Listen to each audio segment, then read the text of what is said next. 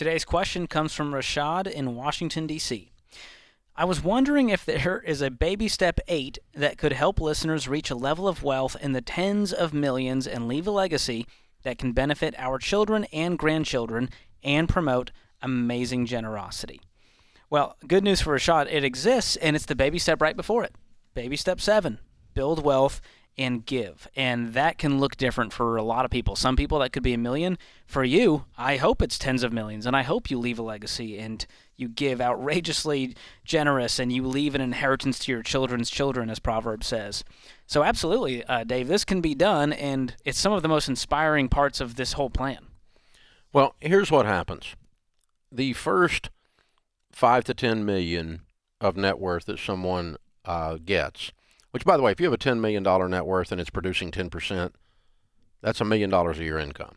Okay, you can change your family tree and be outrageously generous and impact your entire community with $1 million a year. Okay, so you can get there for sure. All right, but you know, investing in your 401k, your home, maybe a couple of rental properties. That's what the typical person does in our studies of actual millionaires in that first 5 to 10 million. To go from 10 million to say 100 million. Which you would start to look then at billionaires as an example, which would be, 10 times 100 million, or 1,000 million is a billion, is that right? Yes. That's a lot of difference, okay? So all of your Forbes 400, for instance, are billionaires. None of them became billionaires with their 401k or paying off their home. None of them, okay? They didn't become billionaires doing that. They, in virtually every case, owned or operated or took public a large company. In virtually every case. Oprah, Walmart family, Chick-fil-A family. You go down the list, and Dell, Gates, of course Warren Buffett. But in every case, they had an idea.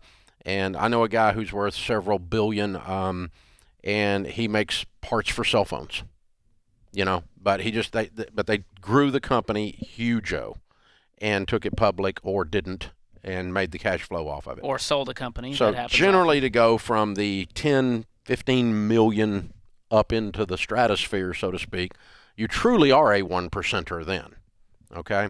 You're a tenth of a percenter then. But it's generally you take some of the money that you have made and some of it somehow grows exponentially. And so, in our case, my net worth is considerably more than 10 million. And so, the building we're sitting in is, the building complex here is worth a couple of $100 million, and it's all paid for. So just to give you an idea. So that's, but did we get there with our 401k? No. I've sold 25 million books. I own a huge business that makes a lot of money and helps a lot of people. And so that's what ends up happening to get into that stratosphere. But the point is this. The thing he's trying to do is create a generosity movement. And if you'll start where you are with generosity today, and every time you make more, increase your generosity, you're going to see your opportunities increase as well. And your opportunities I remember the first time I made $10,000 and my tithe check was $1,000. Man, I thought I was the most Big spiritual baller. dude on the planet. I just gave $1,000. Me and God. I'm helping God out here.